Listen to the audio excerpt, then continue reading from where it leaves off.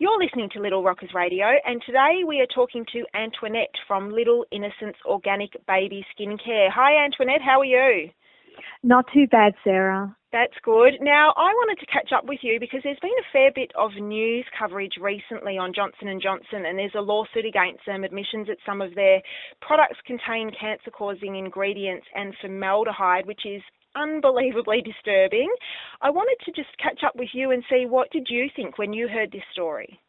Well, yes, Sarah, it really is. The ironic thing is this has been happening for years, yet so many people don't know about it, and these big companies choose not to make changes to their formulations that can easily be achieved, but it would come out at a cost to them and, it would affect their profit margins.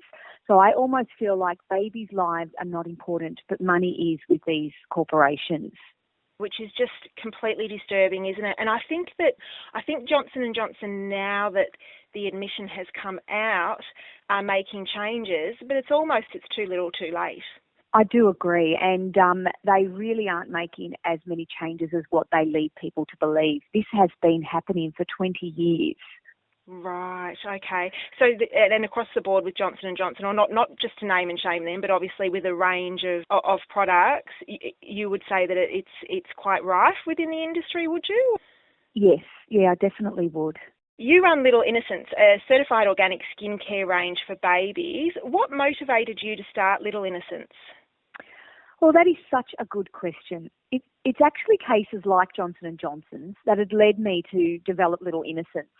My oldest baby, Alex, who's not so much of a baby anymore, now 10 years old, had extremely sensitive skin, and I couldn't find anything on the supermarket shelves that wasn't riddled with chemicals.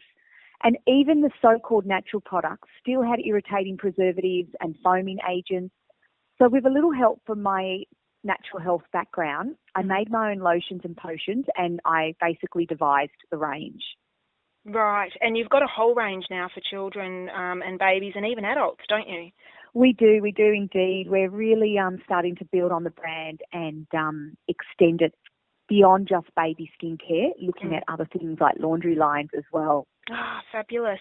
And how important, when you talk just natural but not necessarily organic, how important is organics when it comes to babies and family skin?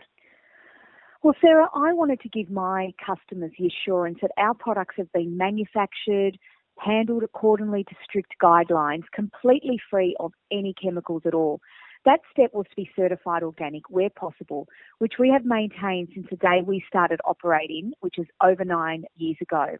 And I believe that the range of success in treating skin complaints common in early childhood, such as eczema, dermatitis, any itchiness that comes about, they all come back to the use of high-quality organic products that can really help and be a solution. So how do you go about initially creating new products and ensuring that the ingredients are right and safe?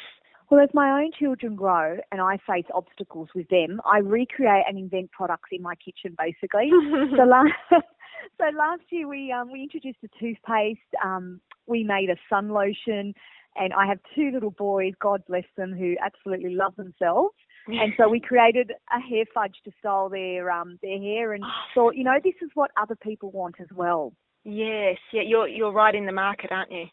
Well, yeah, I mean, I'm trying to develop things and be a mum and think about what mums want. So I also spend a lot of time on the road at expos, and I talk to so many mums about various products and their needs, which led me, I guess, to introduce some of these latest products. And in particular, we've just launched a new cherry coconut range of hair and body wash, a conditioner, and a paw balm. And we did a giveaway with you just recently for Mother's Day, and there were also some essential oils in that as well, wasn't there? Is that new range?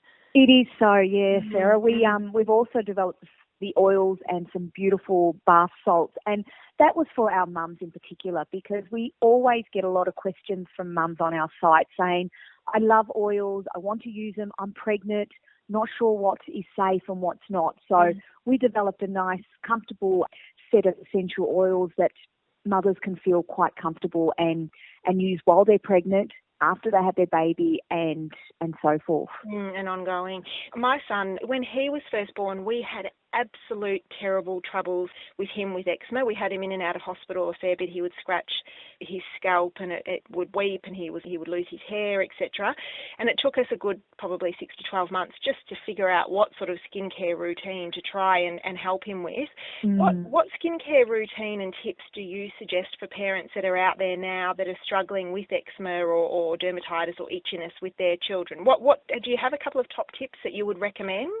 Yeah, I do, Sarah. I think the most important thing is that education is the key.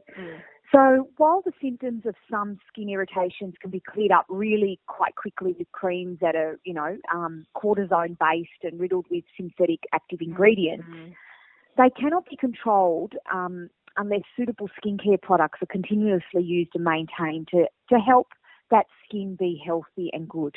So unless the skin is healthy, you're always going to get these symptoms reappearing and the eczema is going to come back. And a lot of parents don't quite realise that. So they think, oh, yeah, I've used this product and it was great and it worked for a little while and then it stopped working. But the reason it stopped working is because you've got to maintain it. So with babies, their skin both absorbs and loses a lot of moisture very quickly, which is very different to adult skin. So this makes babies' skin seem to be much drier. So external irritants will penetrate their skin more, and that's why we often see babies and small children grow out of the eczemas and dermatitis. Yeah, and I found that just using the organic moisturising cream on his skin, just as a general sort of base, a couple of times a day, is what really helped to keep it under control. Is that probably one of your main recommendations? Yes, keep their skin definitely. Definitely, Sarah. The key is to apply lots of body-loving moisture each and every day to just hydrate that skin, keep it moist so that way it's not getting the ability to dry out and get infection and cause your dryness and eczema. Yeah, absolutely. And the bubbies love it because it's a little massage for them as well. Well, they do. And it gives you, I think, as a parent, that time to have a bit of bonding time with them. Yeah. We're so busy with our lives and often, we have other children as well that might be a bit older. So it does give you those few precious minutes as time lapses to just give them a nice little massage and moisturise them. Taking me back, I'm getting all clucky now.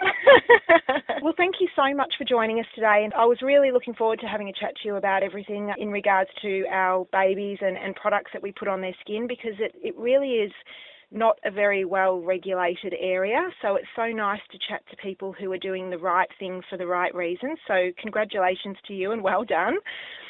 Thank you. Thank you so much, Sarah. We really try to, just do the best that we can do as a business, as a small business, and as parents ourselves to just help as we can. Absolutely. So if anyone's listening, they have any questions or they want to have a look, obviously, at the Little Innoscents range, more information can be found at their website, which is www.littleinnoscents, and I'll spell it, LITTLEINNOSCENTS.com.au. There's a mouthful. Thank you so much for joining us today on Little Rockers Radio. Thank you. Thanks for listening.